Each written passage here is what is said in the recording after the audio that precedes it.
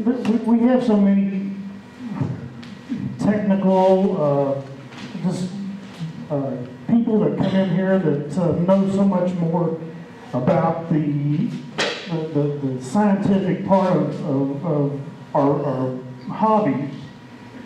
And I was thinking, you know, I really can't do that because I'm not technical, I'm not scientific, I just grow roses. So I thought, well, maybe if I get up here, I can show you what I do during the course of a year. And it's basically, tonight's going to be a primer for what we do is in growing roses throughout the year. The first thing you have to do is prepare your beds. You want to select an area away from trees and other plants. Roses don't compete well with other root systems. And then you have to have sunlight at least 6 to 8 hours a day, so find that area in your yard that gets that amount of sun. In the area that you're going to plant, remove all the grass and weeds and leave as much soil as possible. And then break up existing soil with a spading fork or a tiller to a depth of 1 to 2 feet. And then mix in your organic material like ground bark or compost, any type of organic material that your soil becomes real friable, and build it up to about 6 to 12 inches above the surrounding area. And then after you do that, allow 2 to 4 weeks for the bed to settle before you plant. And then you can border.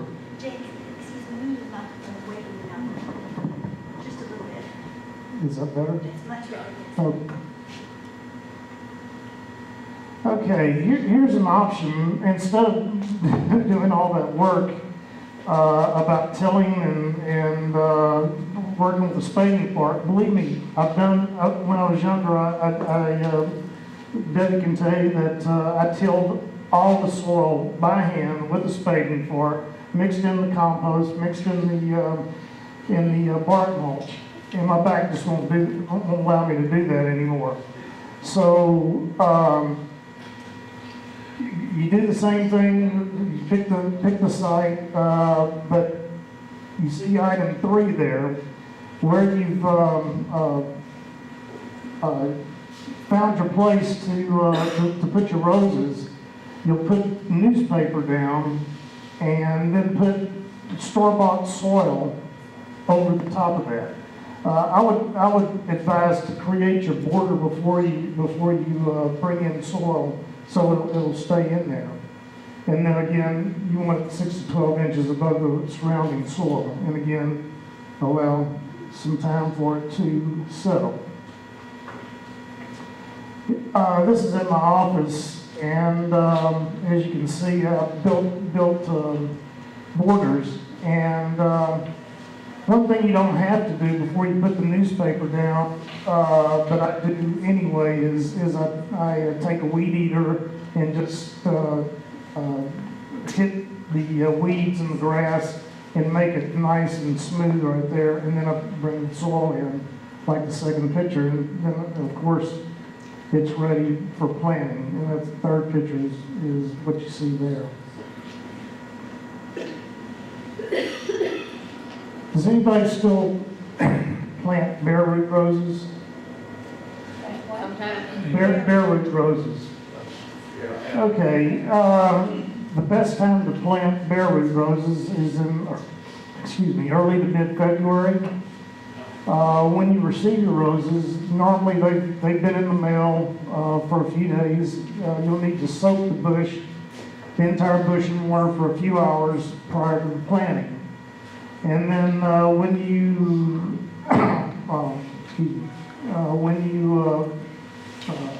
bring the bushes out to be planted, for large hybrid teas and floribundas, you want to space the roses about 3 to 4 feet apart. For floribundas, you can plant a little closer because if they're the same variety, they'll tend to grow into each other. And then 1.5 to 2 feet for miniatures and mini flores. When you decide where you're going to put them, you'll dig the hole deeper and wider than the root system. I suggest about 6 to 8 inches wider than the root system goes. The roots sometimes dry out as well, so you'll want to trim the roots with your pruning shears, and that'll promote some fine-haired new root development.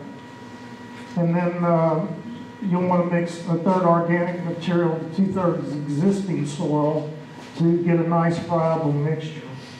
And you'll build a mound of soil inside that hole, comb it up, and set the bare root rows on top of that cone, and then you'll backfill the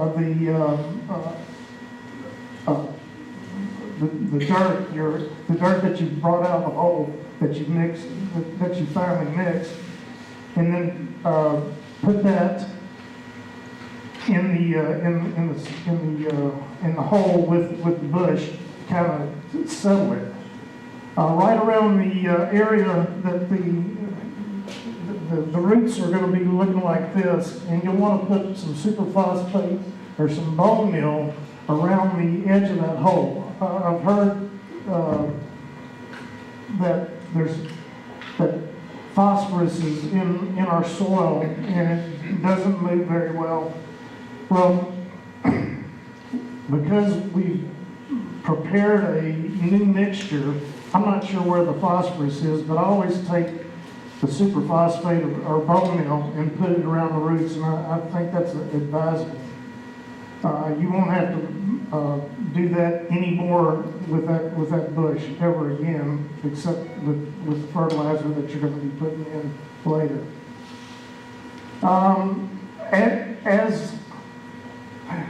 As you put the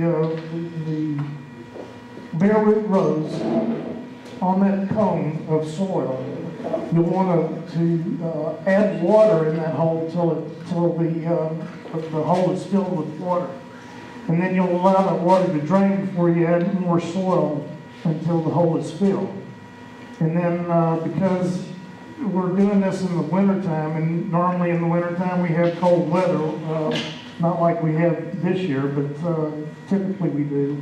You'll want to mound soil and mulch over the canes to keep the canes moist for about 3 weeks. And then you'll gradually remove the soil from there as the temperature's warm and the plant starts leafing out a little bit. Potted roses are much easier. You can plant them a little later than you can the bare root roses. And you'll dig a larger hole that's about twice as wide and a few inches deeper than the pot depth. And then carefully remove the plant from the soil. I may be doing this wrong, but I like to take and just turn the plant over and put it in the soil. I haven't had it in the hole rather. I haven't had a problem with anything dying, but a lot of my cohorts that grow roses will cut the sides of those pots and just tear them apart and put the ball of soil down in the hole.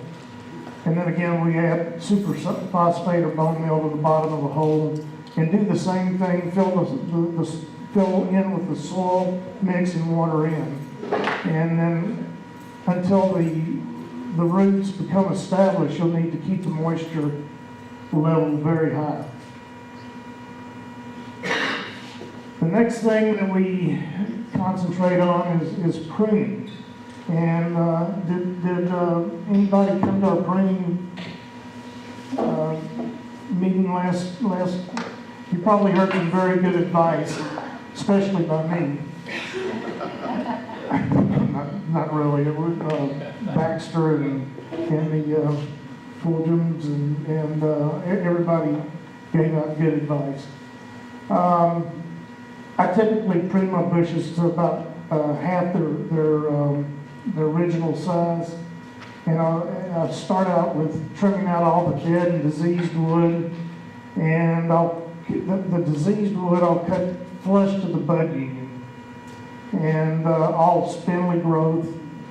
And the cane, when a cane goes through the middle of the bush, you'll want to remove that. Has everybody finished pruning their bushes? No. Neither have I. But it's, you know, they mentioned the road show here that's going to be in April. We're 43 days away, and it may be a prime time for you to finish pruning if you want to enter in the road show. And I suggest that you do that. It's a fun thing to do, and it's another aspect of our rose hobby. James, Yes. what if we did prune on Valentine's Day and our bushes are beautiful, but we have no blooms yet, lots of buds, no blooms? Well, it all depends on weather. If we get cooler weather, it'll slow the growth down. You'll get bigger blooms. It'll be a lot nicer. Some large petals, when you have a lot of petals on a particular variety, it takes longer for that rose to develop. So you may be in good shape on those varieties. Okay. Typically, 50 to 60 days is about as far ahead that you want to prune for a rose show.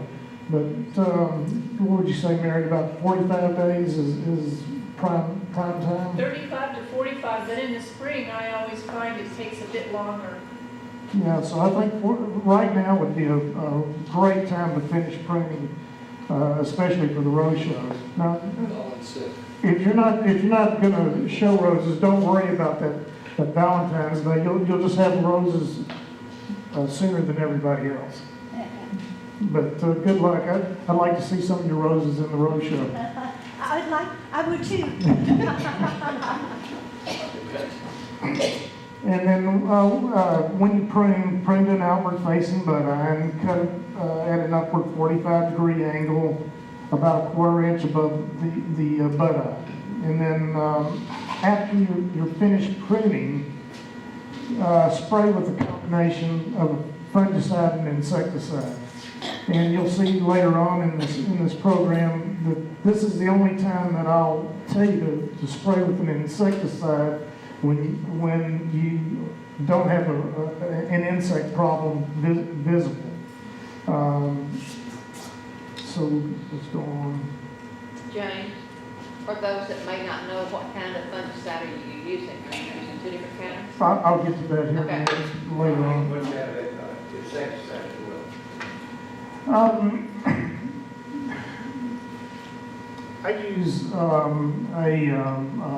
acephate at this time of year, which is arthine. You can find it in liquid form at a lot of a lot of garden areas. I'm trying to remember what the brand was, but the chemical name is acephate. If you look at that, but mix that in with your fungicide. And on new bushes, you'll cut short stems until the bush becomes established and larger. And then as we get into the hot weather months, again, you'll cut stems short on the existing bushes, leaving as many leaves as possible so we can get to the cooler weather in the fall. This is my office, and around the end of October, early November, I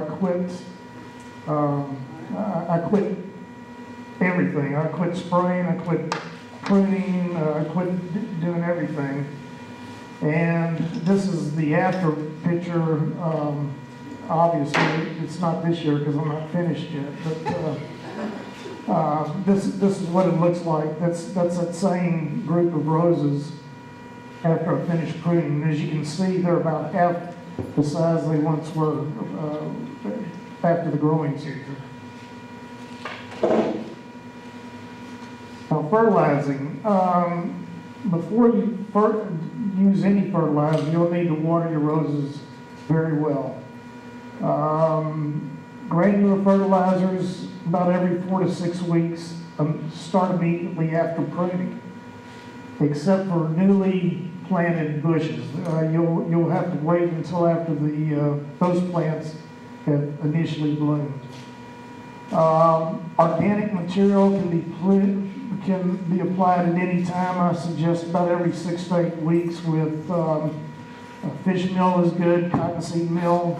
Alfalfa pellets is really good. Alfalfa contains a hormone called triaconol. How do you say that? Triaconol.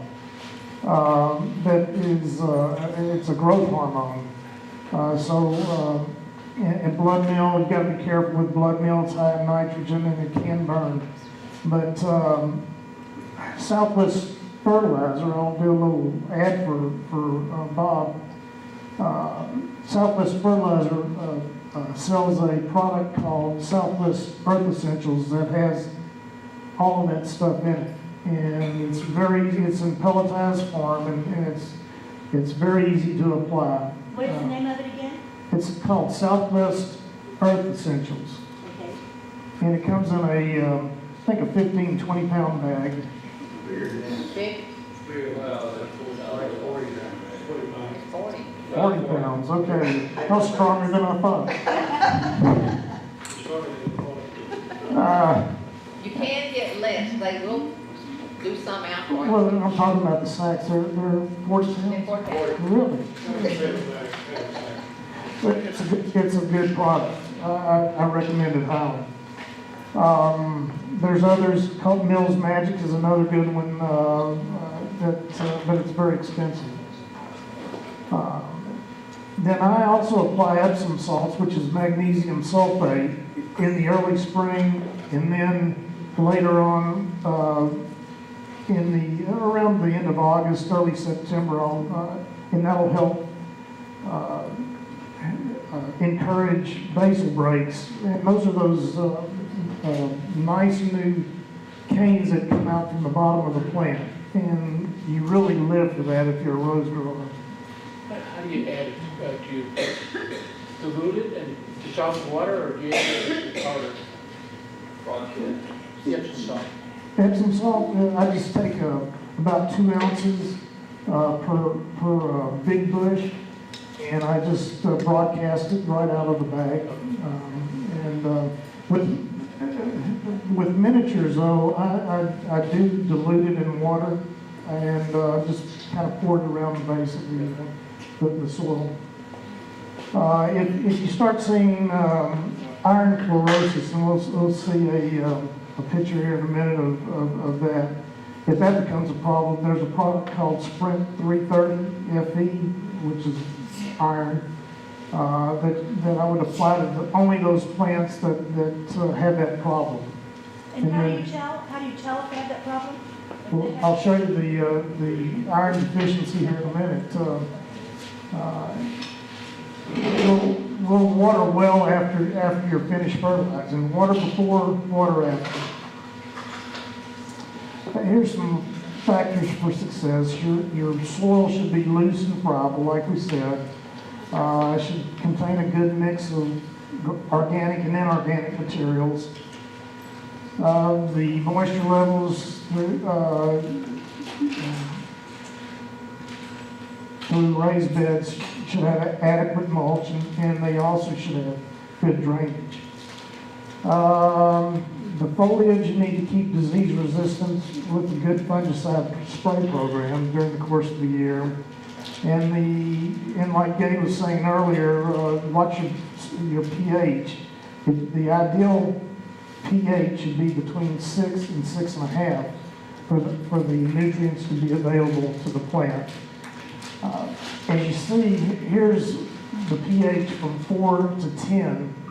And as you can see, the broadest areas or that 6 to 6.5 range area where all those elements are available to the plant.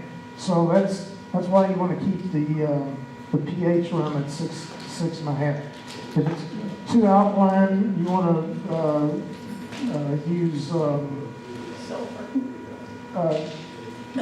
sulfur to bring the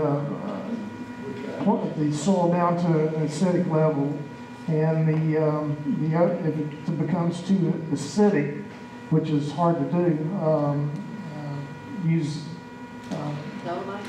dolomite lime.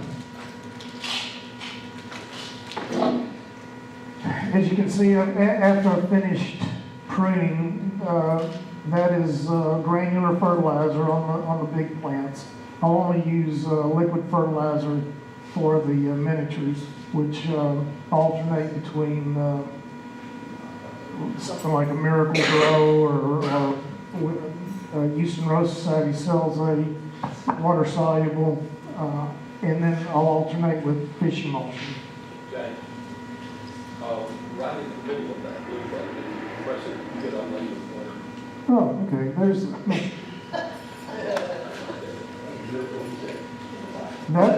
that right there is the granular fertilizer. You can see it right there. Early in the year, I use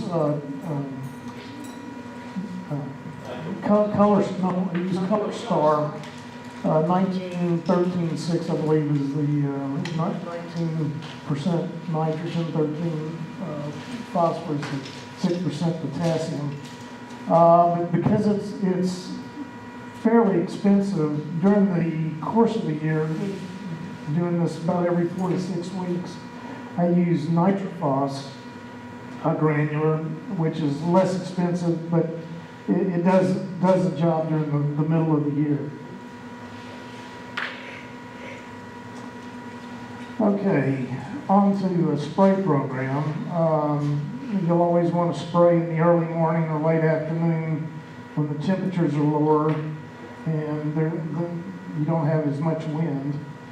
Always protect yourself. You'll want to wear long sleeve shirts and pants, rubber gloves or vinyl gloves when mixing chemicals.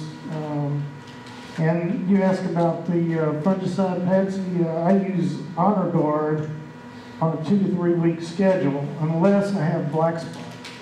If I have black spot, I'll use mancozeb or pentathlon, which is a powdery form of mancozeb, on a 3 to 5 day interval until the black spot is no longer a problem. But I'll still keep up my Honor Guard program every 2 to 3 weeks, even though I'm using the mancozeb every 3 to 5 days. That will typically cure the problem with black spot. And when you're spraying, you want to spray up underneath the underside of the leaves, and then spray the top afterwards. Now, when you have harmful insects, and you know they're harmful to your plants, you can control with insecticides. Typically with acephate, and that's our thing again. I like to use spinosad because I use it in the tank mix with my fungicide, and that typically controls western flower thrips. And I'm not talking about chili thrips like Dave was talking about, but when thrips are really out there and they really go after fragrant roses and roses that are light in color, you'll know that they're there because your buds will not open up. And then, you anticipate, you see these buds starting to form and you anticipate a really nice rose, and then all of a sudden they don't open up. You probably have thrips. And they're very, very tiny. You can see them if you look in there, but I was hoping Donald Berger was going to be here tonight because he's our He loves gadgets, and I wanted to He make him is. jealous. He is here. Oh, there he is. Oh, Donald! Does this make you jealous? I've got a little spritz. This is what I use to spritz my roses with buds and blooms only. Hold it in front Do of we the screen. need, wait, do we need some light? Oh, that's fine. You can see it there. Can you see that? It's a little pump-up sprayer. It's about it holds about 40 ounces, and you can just I mix up a gallon of insecticide using either acephate or actually I use Avid, which is a miticide, but it's also listed for thrift control. And I'll do the backyard, and then you'll do the front yard, and we'll just go around and spritz all the buds and blooms, so the flowers will open. I mean, it's very, very disappointing when you see a nice bud and it won't open. Where did you buy that sprayer? Where did I buy it? I'm not telling you. No, you can get these anywhere. I mean, Walmart. They have it on Lowe's. Lowe's. Yeah, I mean, this will work. This is work as well, but your hand just gets tired after a while when you have a lot of roses. I was going to also show you this. Once you're finished pruning, you want to clean up after you prune all because black spot spores will overwinter, and these little rakes are real nice about getting up underneath the bushes without getting thorns in your knuckles. Are you jealous yet, Donald? Is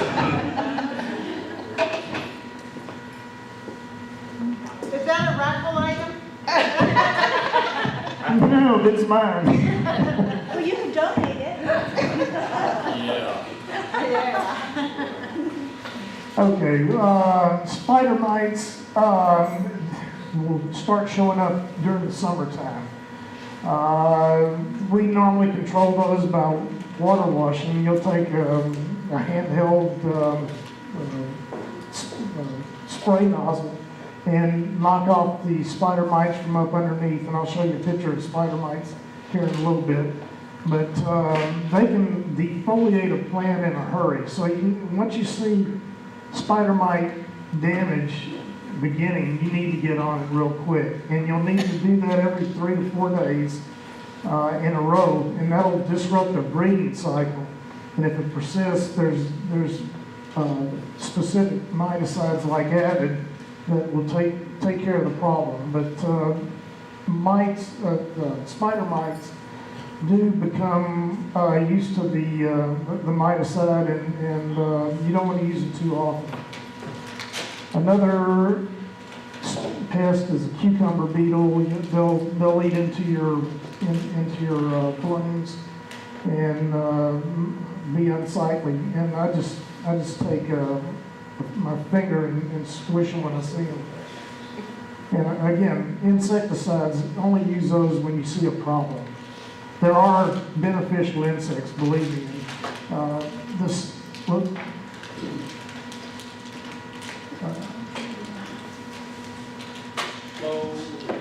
There it is. This spinosum conserve is a good one to spray your plants when you see an insect problem, because it typically doesn't kill everything in the garden.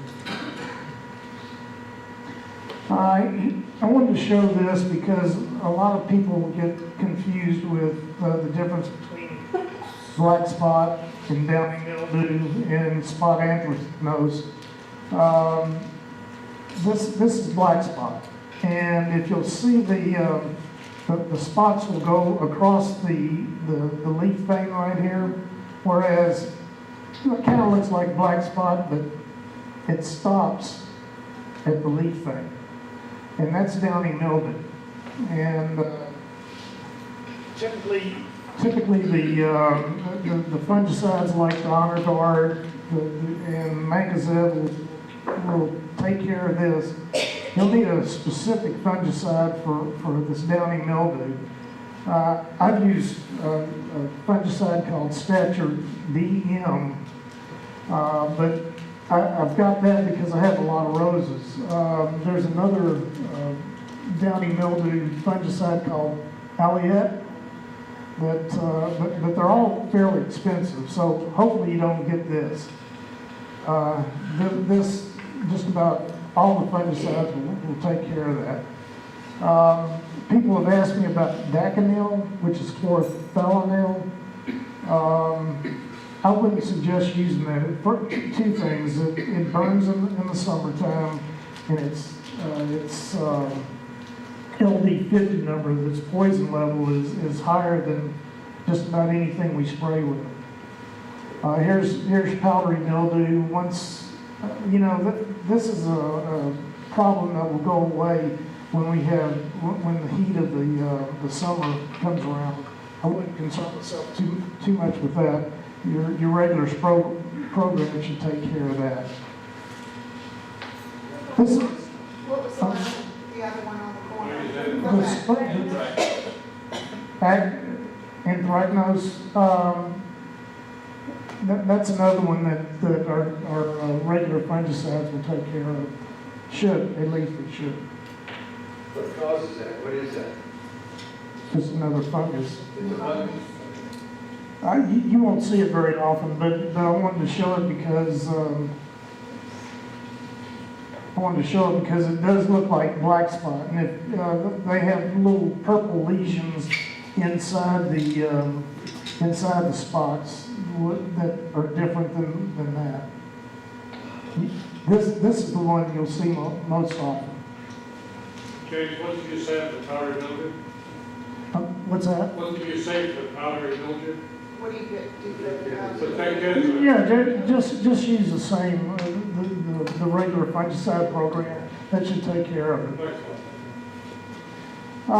Here is, this is what the underside of leaves look when you see spider mites. A little salt and pepper, you'll see little webs along these lines here. The top of that plant, I couldn't find a good picture of it, but it'll start looking grayish, the washed out, kind of yellowish in the center. When you see these guys, a lot of times you can take a white piece of paper and just spread it up underneath the leaves, and if you see reddish, brownish lines, you've got spider mites. And then just take a water wand and wash up underneath it, like I said, every 3 to 5 days until you'll break up their breeding cycle, and hopefully you can take care of that problem in a couple of weeks. I missed. Well, I apologize, Margie. I thought I had a picture of the iron chlorosis. I really feel like I'm drinking from a water hose, James, so don't apologize. We're from a fire hose, you've given us so much information. Typically, iron chlorosis is yellowing of leaves with, I believe the green leaf margins are still present. So when you see that, you got an iron problem, which is different. Dark green anymore, but it gets light green. Like, yeah, it almost looks like an oxygen deficiency, but it's oxygen deficiency, I believe, is where the leaf veins are yellow and the leaf turns lighter green. With an iron deficiency, the whole leaf becomes light green, with the leaf veins being a little greener. And then, of course, watering is very important. If roses aren't sufficiently watered, you just won't have good quality roses. since I spray on a regular basis, I don't have a problem with doing, using overhead sprinklers. If you faithfully use fungicide. If you don't, then I would typically tell you not to get your leaves wet. If your drainage is good, water until the soil is drenched, until it runs out the borders. And then roses and pots, you'll have to be very careful with those because they may have to be watered twice a day in the summertime. And again, water before and after fertilizing. And before you spray fungicides, it would be a good thing to water your roses the day before, so the plant is turgid and full of moisture.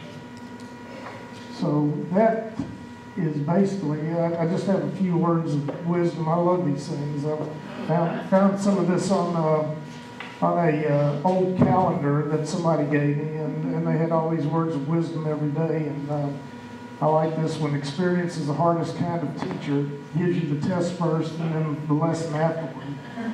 But this next one really applies to me. It's a marvelous thing that enables you to recognize a mistake when you make it again. Constantly. And then, of course, an ounce of performance is worth more than a pound of preachment. And I've given you about a half pound of preachment tonight. So you can go out and do a half ounce of performance. I think the best place to find a helping hand is at the end of your own arm. I love this Theodore Roosevelt, and in any moment of decision, the best thing you can do is the right thing, the next best thing is the wrong thing, and the worst thing you can do is nothing. And some genius wrote this one: never do more than you're capable of. Remember, rose gardening is there for you to enjoy. I just have to brag a little bit. These are things I'm proud of. These are my granddaughters. I thought those were garden gnomes.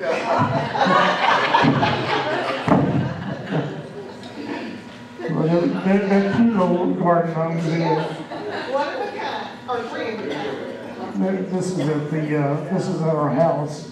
We've been in this house for almost 7 years, and we maintain these gardens. And at the office, I keep this so I can get away from the phones for a while, and it also gives me some extra roses to bring to the shows. James, are those beds 16 feet long?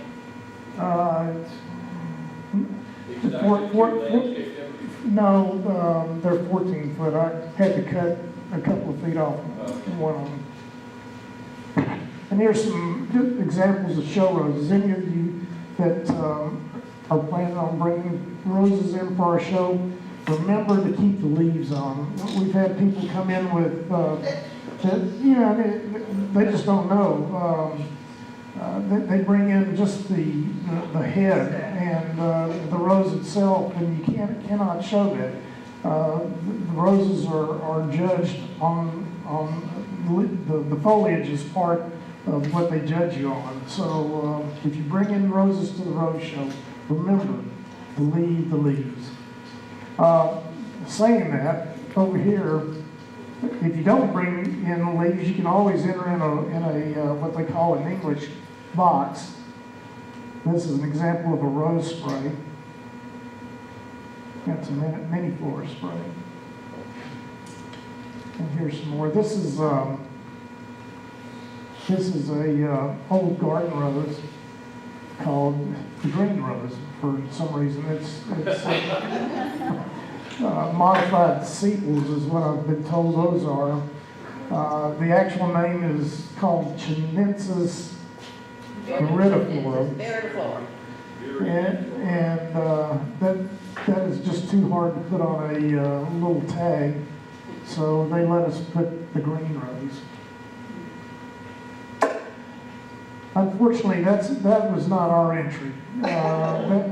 If any of you were here last year when Don Adlong and Paul Adlong were here, this is an entry that won the J. Horace McFarlane Award at the national show a few years ago in Taiwan. Aren't those beautiful? I mean, the first time that I went to a district show, I thought I was full of myself. I thought I had these fantastic roses. We'd been real careful. We put them in tubes and went to San Antonio. And I put them in coolers, and the coolers had rollers on them, and I rolled them into the room at 6 o'clock in the morning. And Don Adlong and his buddy Ralph Cooper were in there, and they had 2 tables each of roses that looked like this and cabbage-sized blooms, and I wanted to walk out of there right there. But they grow some fantastic roses, and that's one of the things I aspire to be is to grow roses like that. These are our entries. These are called English boxes. And that's it. Any questions?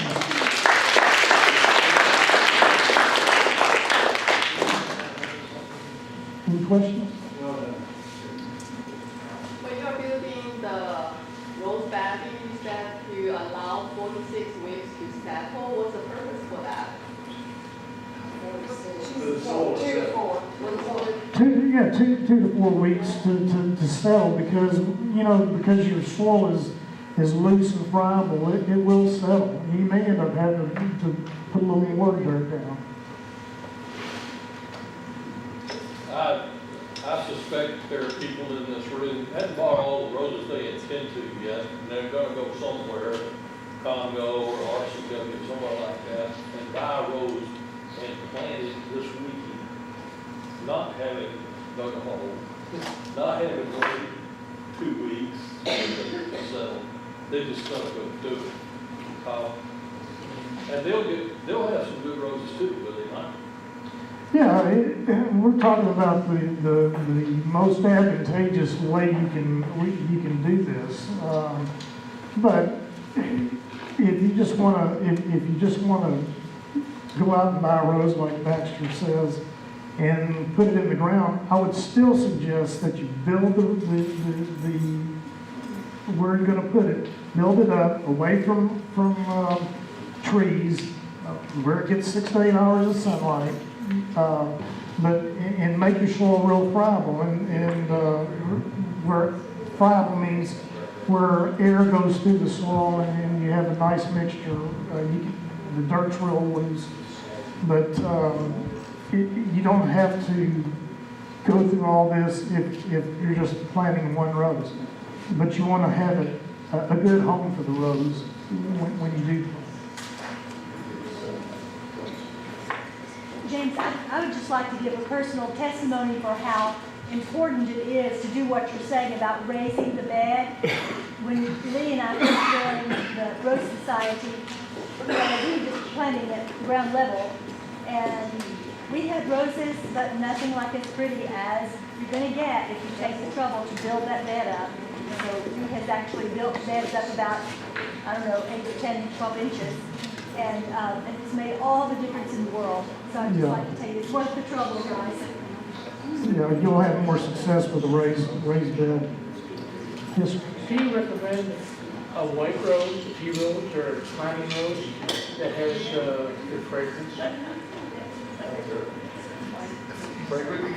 John Paul II. But you want to climb it, right? If you have it, yeah, I'd like to climb. A lot of the David Austin roses have a nice fragrance. If you'll go on their website, David Austin, I grow a couple of David Austin climbers it's called Saint Swift, and they have a nice, it's a light scent, but they are fragrant. Now those are light pink, but as far as white, I'm not real sure. I'm trying to think right now of fragrant white rose. John, John Paul second, it's very pretty. okay. Is this one over? Oh, Great, yeah. smells bad. I'll bring that over to you. And yeah, let's let everybody tell about their roses that they brought. This is his rose, John Paul. Oh, John Paul second. Oh, yeah. It's a wheat rose.